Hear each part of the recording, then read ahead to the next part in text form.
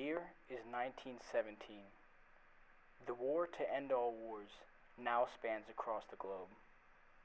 In Europe, the Western Front has been at a standstill since the outbreak of war in the summer of 1914. No man's land spans from as far north as the English Channel and as far south as the Italian and French border. By March of 1917, revolution had brought an end to the Russian Empire's fight along the Eastern Front. This allowed for Germany and Austria-Hungary to divert their forces elsewhere and put new blood into the fight against the Kingdom of Italy in the south. After successful offensives by the Italians in the summer of 1917, Austro-Hungarian Emperor Karl I wrote Kaiser Wilhelm II requesting for German support on the Italian front. Eventually, the Kaiser complied. In August, the German 14th Army was deployed to the front, commanded by General Otto von Below. Leading Austro-Hungarian forces was Field Marshal Svetozar Boudevich. Combined, these two nations created a force of roughly 350,000 men. On the other side, the Italian Second Army was led by General Luigi Cadorna, with a force of roughly 250,000 men. Now, let's observe the equipment and tactics used by both sides during the Battle of Caporetto. Pictured here is the Mauser-Gewehr 98, a German-made bolt-action rifle widely used by German forces across all fronts of the First World War. In this picture is the Mannlicher M95, another bolt-action rifle. However, this was not used by the Germans, rather used by their allies, the Austro-Hungarians.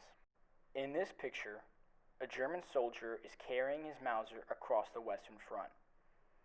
Notice his innovative helmet. Known as a steel helm, this helmet proved to be effective at deflecting shrapnel from exploding artillery.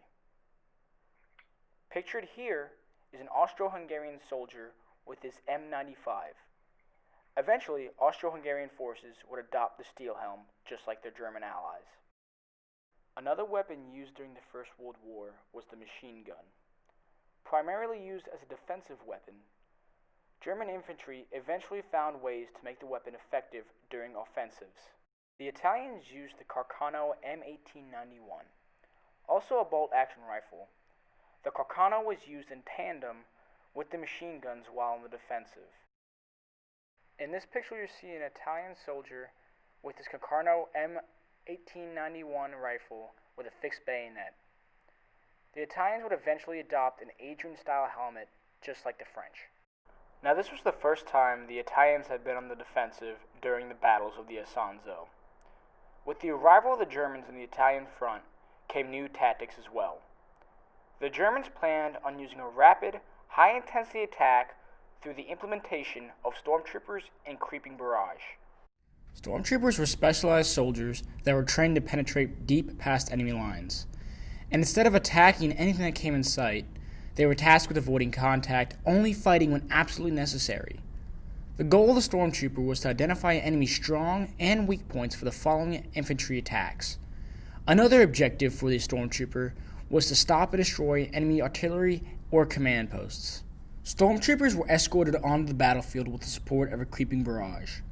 This was a tactic implemented by the artillery batteries to provide a wall of covering fire to the advancing soldiers.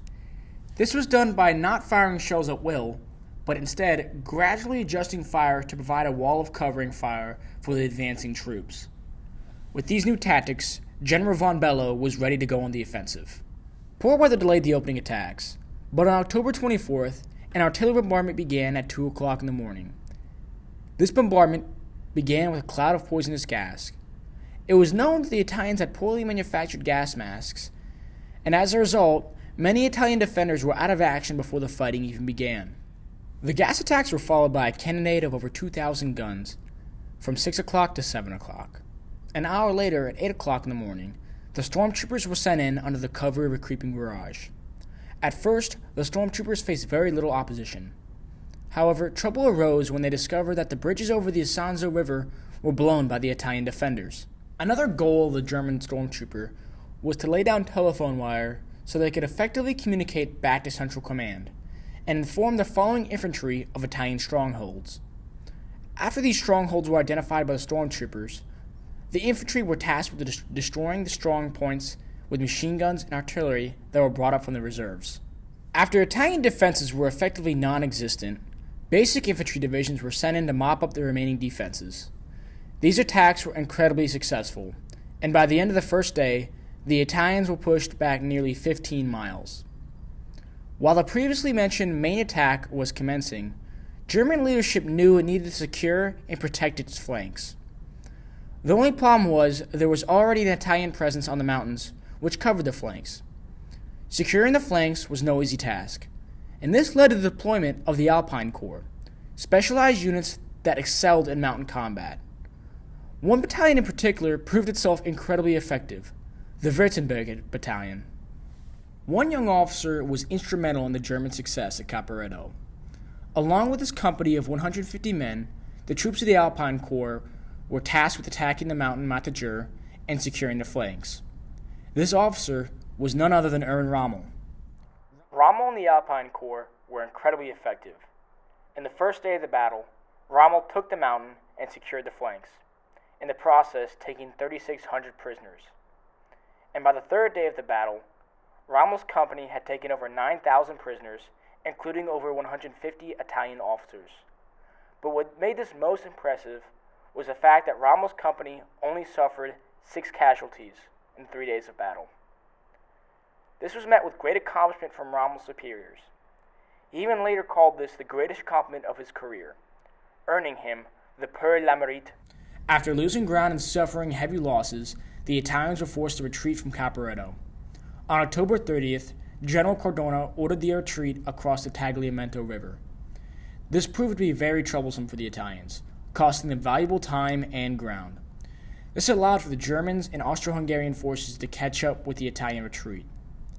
However, the Central Powers attacks were not as effective as the initial attacks due to the supply line's inability to keep up with a deep penetrating attack. These actions drew the Battle of Caporetto to an end, forcing the Italians to regather and set up new defenses across the Paiva River at Monte Grappa. This was a tremendous defeat for the Italians, which would cause the resignation of General Luigi Cardona and calling the Battle of Caporetto the greatest military defeat in Italian history. When it was all said and done, the Italians had over 10,000 soldiers killed, 30,000 wounded, and over 250,000 taken prisoner, compared to the Central Powers' loss of 70,000 men dead or wounded. Why were the Central Powers so effective against their fight against the Italians at Caporetto? There were no clear technological advantages between either side, but where the difference lies is between the tactical theories of the Germans and Italians. The Italians relied on trench warfare, a tactic that had defined the First World War. The Italian leadership assumed that the Central Powers would attack purely by using numerical superiority, which in turn would create a war of attrition. However, the Germans were low on supplies due to the British blockade.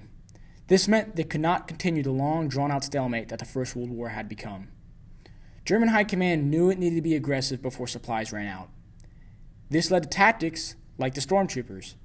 Stormtroopers were extremely effective at infiltrating enemy defenses through the use of speed and constant communication. Not by overwhelming firepower, but these high-intensity attacks caused chaos behind enemy lines, which in turn would lead to a weaker, slower, and mortally depleted defense. This was the advantage of maneuver warfare.